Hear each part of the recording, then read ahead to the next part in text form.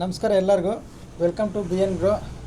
ನಿನ್ನೆ ನಾವೇನು ಅನಾಲಿಸಿಸ್ ಮಾಡಿದ್ವಿ, ಇವತ್ತು ಮಾರ್ಕೆಟ್ ಏನು ವರ್ಕ್ ಆಯಿತು, ಬಜೆಟ್ ಸೈಲೆಂಟ್ ಬಜೆಟ್ ಏನು ಎಫೆಕ್ಟ್ ಬಿದ್ದಿಲ್ಲ ಮಾರ್ಕೆಟ್ ಮೇಲೆ ನೋಡೋಣ. ನಿನ್ನೆ ನಾವೇನು ಅನಾಲಿಸಿಸ್ ಮಾಡಿದ್ವಿ ನೋಡೋಣ, ಇವತ್ತು ನಾವು ಏನು ಟ್ರೇಡ್ ಮಾಡಿದ್ವಿ ನೋಡೋಣ, ಒಂದು ಸತಿ ಚೆಕ್ ಮಾಡೋಣ ನಾವು. ಇದು ಇವತ್ತಿಂದು, ಓಕೆ, ಇದು ಇವತ್ತಿಂದು ಮಾರ್ನಿಂಗ್.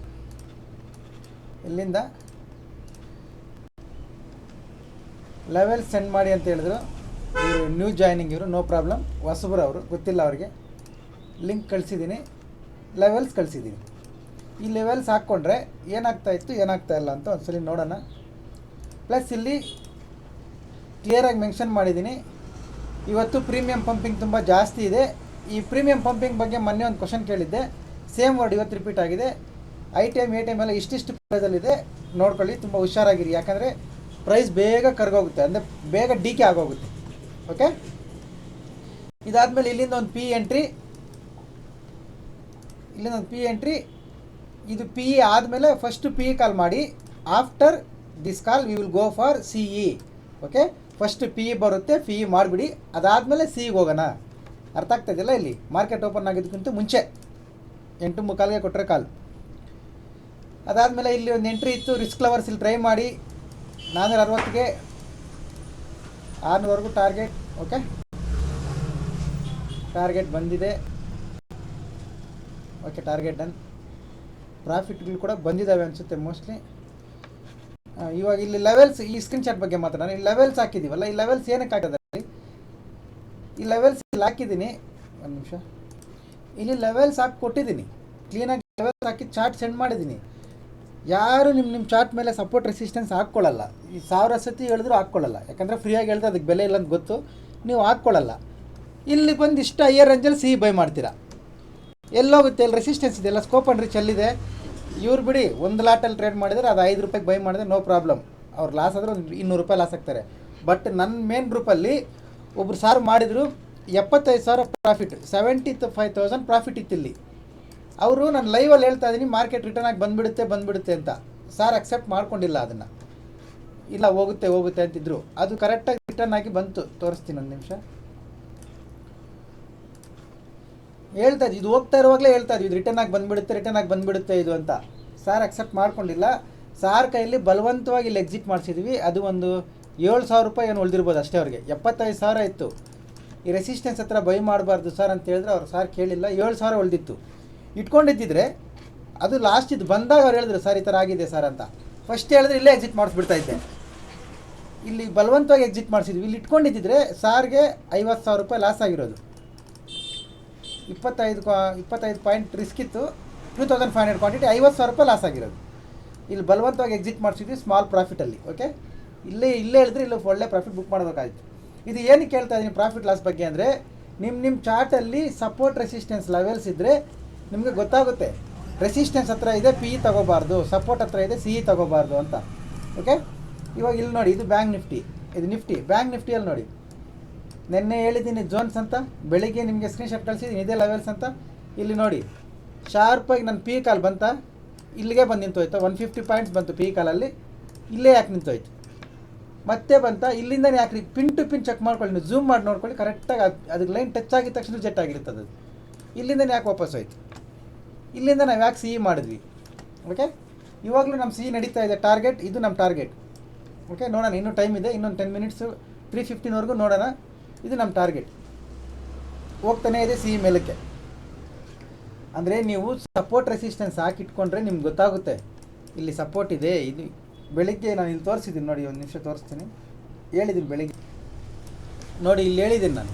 ಸಾರೊಬ್ಬರು ಯಾರೋ ಸಾರ್ ಯಾರೋ ಸ್ಕ್ರೀನ್ಶಾಟ್ ಹಾಕಿದ್ರು, ಇವ್ರು ಹಾಕಿದಾಗ ಇಲ್ಲಿ ಹೇಳಿದ್ದೀನಿ, ಬುಕ್ ಮಾಡ್ಕೊಳ್ಳಿ, ಇಲ್ಲಾಂದರೆ ಸ್ಟ್ರಾಂಗ್ TSL ಮಾಡ್ಕೊಳ್ಳಿ, ಅಲ್ಲಿ ನನ್ನ ಸಪೋರ್ಟ್ ಇದೆ ಕೆಳಗಡೆ ಅಂತ. ನೆಕ್ಸ್ಟ್ ನೋಡಿ ಏನಾಗಿದೆ ಹಂಗೆ, ಇಲ್ಲಿ ನೋಡಿ, ಬುಕ್ ಮಾಡ್ಕೊಳ್ಳಿ, ಇಲ್ಲಾಂದರೆ ಸ್ಟ್ರಾಂಗ್ TSL ಮೇಂಟೈನ್ ಮಾಡಿ, ಇಲ್ಲಿ ನಮ್ಮ ಸಪೋರ್ಟ್ ಇದೆ ಅಂತ. ಮತ್ತೆ ಇಲ್ಲಿಂದ ಮಾರ್ಕೆಟ್ ರಿಜೆಕ್ಟ್ ಆಗಿ ಮೇಲೆ ಬಂದುಬಿಡ್ತು. ಓಕೆ, ಅದಕ್ಕೆ ಹೇಳೋದು support resistance ಹಾಕಿಟ್ಕೊಳ್ಳಿ.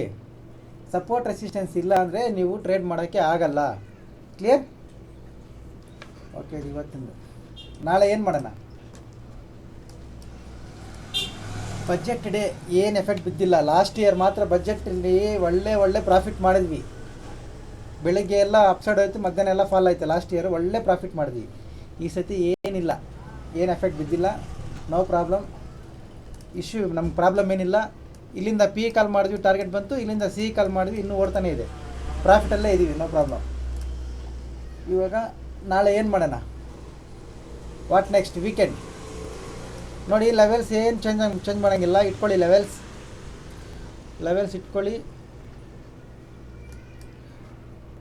Morning gap up open ಆದರೂ ಫ್ಲ್ಯಾಟ್ ಓಪನ್ ಆದರೂ ತುಂಬ ಸಿಂಪಲ್ ಇರ್ತದೆ. ಫಸ್ಟ್ ಹಾಫ್ ಕರೆಕ್ಷನ್ ಬಂದರೆ ಸೆಕೆಂಡ್ ಹಾಫಲ್ಲಿ ಒಳ್ಳೆ ಮೊಮೆಂಟಮ್ ಬರ್ತದೆ. ಓಕೆ, ಫಸ್ಟ್ ಹಾಫ್ ಮೇಲೆ ಹೋದರೆ ಸೆಕೆಂಡ್ ಹಾಫಲ್ಲಿ ಇಲ್ಲಿಂದ ಲಾಸ್ಟ್ ಲಾಸ್ಟ್ 45 ಮಿನಿಟ್ಸ್ ನಿಮಗೆ ಪ್ರಾಫಿಟ್ ಬುಕ್ಕಿಂಗ್ ಆಗೋ ಚಾನ್ಸಸ್ ಇರುತ್ತೆ. ಪ್ರಾಫಿಟ್ ಬುಕ್ಕಿಂಗ್ ಅಂದರೆ ಗೊತ್ತಲ್ಲ, ಕರೆಕ್ಷನ್ ಫಾಲ್ ಆಗೋ ಚಾನ್ಸಸ್ ಇರುತ್ತೆ. ಈ ಲೆವೆಲ್ಸಿಂದ ನಿಮ್ಮ ರಿಸ್ಕ್ ರಿವಾರ್ಡ್ ರೇಷೋ ನೋಡಿಕೊಂಡು ನೀವು ಟ್ರೇಡ್ ಮಾಡಿ. ನಾಳೆ ಫಸ್ಟ್ ಹಾಫ್ ಮೇಲೆ ಹೋದರೆ ಸೆಕೆಂಡ್ ಹಾಫ್ ಪ್ರಾಫಿಟ್ ಬುಕ್ಕಿಂಗ್ ಇರುತ್ತೆ. ಫಸ್ಟ್ ಹಾಫೇ ಪ್ರಾಫಿಟ್ ಬುಕ್ಕಿಂಗ್ ಬಂದರೆ ಇಲ್ಲಿ ಸ್ವಲ್ಪ ಹೊತ್ತು ಫೈಟ್ ಮಾಡಿ ಆಮೇಲೆ ರಿಕವರಿ ಆಗೋ ಚಾನ್ಸಸ್ ಇರುತ್ತೆ. ವೀಕೆಂಡ್ ಬೇರೆ, 2 ಡೇಸ್ ರಜಾ ಇರುತ್ತೆ. ನಾಳೆ ಲಾಸ್ಟ್ 45 ಮಿನಿಟ್ಸ್ ಇಂಪಾರ್ಟೆಂಟ್ ಇರುತ್ತೆ, ನೋಡ್ಕೊಳ್ಳಿ. Bank Nifty same dual zone, ಏನು ಚೇಂಜಸ್ ಇಲ್ಲ. ಈ ಲೆವೆಲ್ ಬ್ರೇಕ್ ಮಾಡಿ ಕೆಳಗಡೆ ಬಂದರೆ ಪಿ ಇ ಮಾಡ್ಕೊಳ್ಳಿ ಇಲ್ಲಿವರೆಗೂ. ಇಲ್ಲ ಗ್ಯಾಪ್ ಡೌನ್ ಓಪನ್ ಅಂದರೆ ಈ ಝೋನಿಂದ ಸಿ ಇ ಪ್ಲ್ಯಾನ್ ಮಾಡಿ, ಮೇಲೆ ಹೋದರೆ ಇಲ್ಲಿಂದ ಪಿ ಇ ಪ್ಲ್ಯಾನ್ ಮಾಡಿ. ಡ್ಯುಯಲ್ ಝೋನ್ ಅಂದರೆ ಅರ್ಥ ಮಾಡ್ಕೋಬೇಕು. ರೆಸಿಸ್ಟೆನ್ಸ್ ಲೆವೆಲಲ್ಲಿ ಸಿಕ್ಕಿದ್ರೆ ಸೆಲ್ ಮಾಡ್ಕೋಬೇಕು, ಸಪೋರ್ಟ್ ಲೆವೆಲ್ ಸಿಕ್ಕಿದ್ರೆ ಬೈ ಮಾಡ್ಕೋಬೇಕು ಅಂತ. ಓಕೆ, ಬಿಕಾಸ್ ಮಾರ್ಕೆಟ್ ಸಪೋರ್ಟ್ಗೂ ರೆಸಿಸ್ಟೆನ್ಸ್ಗೂ ಸೆಂಟ್ರಲ್ ಇದೆ. ಕರೆಕ್ಷನ್ ಬಂದರೆ ಬೈ ಮಾಡಿ, ರೀಟ್ರೆಸ್ ಆದರೆ ಸೆಲ್ ಮಾಡಿ. ನಿಮ್ಮ ಅನಾಲಿಸಿಸ್ ನಿಮ್ಮ ಪ್ಯಾಟರ್ನ್ ಪ್ರಕಾರ. ಪ್ಲಸ್ ಈ ವಿಡಿಯೋದಲ್ಲಿ ಹೇಳೋ ಪ್ರತಿಯೊಂದೂ ಎಜುಕೇಷನಲ್ ಪರ್ಪಸ್ ಓನ್ಲಿ, ಯಾವುದೇ ರೀತಿಯ ಬೈ ಆ್ಯಂಡ್ ಸೆಲ್ ರೆಕಮೆಂಡೇಷನ್ಸ್ ಇಲ್ಲ. ಓಕೆ, ಆ ಗ್ರೂಪಲ್ಲಿರೋರು ಅದನ್ನು ಆ ವಿಡಿಯೋ ಸಬ್ಸ್ಕ್ರೈಬ್ ಮಾಡಿಕೊಂಡ್ರೆ ನಿಮ್ಗೆ ಡೈಲಿ ನೋಟಿಫಿಕೇಷನ್ ಬರ್ತದೆ. ಸಬ್ಸ್ಕ್ರೈಬ್ ಮಾಡ್ಕೊಳ್ಳಿ ಬೆಳಿಗ್ಗೆ ಎದ್ದು. ಆಮೇಲೆ ನಿಮಗೆ ಇನ್ನೊಂದು ಸತಿ ಲಿಂಕ್ ಕಳ್ಸೋಕ್ಕಾಗಲ್ಲ. ಪ್ಲಸ್ ಇನ್ನೊಂದು ಏನು ಹೇಳ್ತೀನಿ ನಾನು ಅಂದರೆ, ತೀರಾ ಬೇಸಿಕ್ ಇರೋರು ದಯವಿಟ್ಟು ಫಸ್ಟ್ ಬೇಸಿಕ್ ಕಲ್ತ್ಕೊಬನ್ನಿ. ಯಾಕೆ ಹೇಳ್ತೀನಿ ಅಂದರೆ, ಹೆಸರು ಮೆನ್ಷನ್ ಮಾಡೋದು ಬೇಡ. ಇವಾಗ ನಾನು ಇಲ್ಲಿ ಹೇಳ್ತೀನಿ ನೋಡಿ. ಈಗ ಇಲ್ಲೇನು ಎಕ್ಸಾಂಪಲ್ ಹೇಳ್ತೀನಿ ಅಂದರೆ, ಇದು ನನ್ನ ಟಾರ್ಗೆಟ್ ಅಂತ ನಾನು ನಿಮಗೆ ಕೊಟ್ಟರೆ, ಎಲ್ಲಿದೆ ಇದು 46,450 ಇದೆ ಅಂದರೆ ಮಾರ್ಕೆಟ್ ಅಪ್ಸೈಡಲ್ಲಿದೆ. ಸಿನೇ ತಗೋಬೇಕು ನೀವು, ಸಿ ಕಡೆ ಪ್ಲ್ಯಾನ್ ಮಾಡ್ಕೋಬೇಕು ನಿಮ್ಮ ಪ್ಯಾಟ್ರನ್ ನೋಡಿಕೊಂಡು. ಇದು ಟಾರ್ಗೆಟ್ ಅಂತ ಕೊಟ್ಟಿದ್ರು ಇಲ್ಲಿ ಸಿ ತೊಗೋಬೇಕಾ ಪಿ ತೊಗೋಬೇಕಾ ಅಂತ ಕೇಳ್ತೀರ ಅಂದರೆ ತುಂಬ ಬೇಸಿಕ್ ಇದ್ದೀರಾ. ಅಷ್ಟು ಬೇಸಿಕ್ಸ್ಗೆ ಕಷ್ಟ. First basics ಕಲ್ತ್ಕೊಬನ್ನಿ.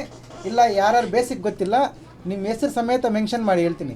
Sir my name is this, ನನ್ನ ಹೆಸರು ಇದು ಸರ್, ನನಗೆ ಬೇಸಿಕ್ ಬೇಕು ಅಂತ ಹೆಸರು ಮೆನ್ಷನ್ ಮಾಡಿ ನಾನು ಬರ್ಕೋತೀನಿ. ಅವ್ರಿಗೆಲ್ರಿಗೂ ಒಂದು ಸಪ್ರೇಟಾಗಿ ಒಂದು ಕ್ಲಾಸ್ ಮಾಡ್ತೀನಿ ನಾನು. ಯಾರ್ಯಾರು ಹೆಸರು ಮೆನ್ಷನ್ ಮಾಡ್ತೀರೋ ಅವ್ರಿಗೆ. ಓಕೆ, ಪ್ಲಸ್ ಹೊಸಬ್ರು ಯಾರಾದರೂ ನೋಡ್ತಾ ಇದ್ದರೆ ಪ್ರೊಫೈಲ್ ಮೇಲೆ ಟ್ಯಾಪ್ ಮಾಡಿ ವಾಟ್ಸಪ್ ಗ್ರೂಪ್ ಲಿಂಕ್ ಬರುತ್ತೆ, ಜಾಯ್ನ್ ಆಗಿ. Educational purpose only. Okay, plus ಇನ್ನೊಂದು ಸ್ಯಾಟರ್ಡೆ ಈ ವೀಕೆಂಡ್ ನಾನು ಇದಕ್ಕೆ ಬರ್ತೀನಿ, ಏನದು ಮೈಸೂರು ಹತ್ರ ಶ್ರೀರಂಗಪಟ್ಟಣಗೆ ಬರ್ತೀನಿ. ಮೈಸೂರು ಹತ್ರ ಮಾರ್ನಿಂಗ್ 8:30 to 9:30ವರೆಗೂ ಶ್ರೀರಂಗಪಟ್ಟಣದಲ್ಲಿ ಇರ್ತೀನಿ. ಓಕೆ, ಯಾಕೆ ಹೇಳ್ತಾ ಇದ್ದೀನಿ ಅಂದರೆ, ಶ್ರೀರಂಗಪಟ್ಟಣ, ರಾಮನಗರ, ಮೈಸೂರು ಈ ಕಡೆಯಿಂದ ಸುಮಾರು ಜನ ಮೆಸೇಜ್ ಮಾಡ್ತೀರಾ, ಸರ್ ನಿಮ್ಮನ್ನು ಮೀಟ್ ಮಾಡಬೇಕು, ನಿಮ್ಮನ್ನು ಭೇಟಿ ಆಗಬೇಕು, ನಾವು ಯಾವಾಗ ಬರಬೇಕಂತ. ಮೈಸೂರಲ್ಲಿರೋರು 4-5 ಜನ ಒಂದು 2 ತಿಂಗಳಿಂದ ಕೇಳ್ತಾ ಇದ್ದಾರೆ, ಸರ್ ಯಾವಾಗ ಈ ಭಾನುವಾರ ಬರಲ್ಲ, ಬರೋ ಭಾನುವಾರ ಬರಲ್ಲ ಅಂತ. ನೀವು ಬರೋದು ಬೇಡ ಸರ್, ನಾನೇ ಶ್ರೀರಂಗಪಟ್ಟಣ ಬರ್ತೀನಿ. ಯಾರಿಗಾದರೂ ಮೀಟ್ ಮಾಡೋಕ್ಕೆ ಇಂಟ್ರೆಸ್ಟ್ ಇದ್ದರೆ ಯಾವಾರ ಸ್ಯಾಟರ್ಡೆ 3ನೇ ತಾರೀಕು, ಸ್ಯಾಟರ್ಡೆ 3ನೇ ತಾರೀಕು ಮಾರ್ನಿಂಗ್ 8:30 to 9:30ವರೆಗೂ ಶ್ರೀರಂಗಪಟ್ಟಣದಲ್ಲಿರ್ತೀನಿ. ಅಷ್ಟೇ ಟೈಮಿಂಗ್ಸ್ ಇರೋದು ನನಗಲ್ಲಿ. ಆ ಟೈಮಿಂಗ್ವರೆಗೂ ಅಲ್ಲಿ ಇರ್ತೀನಿ. ಯಾರಾದರೂ ಮೀಟ್ ಮಾಡೋರಿದ್ದರೆ ಬಂದು ಮಾಡ್ಬೋದು. Okay, thank you.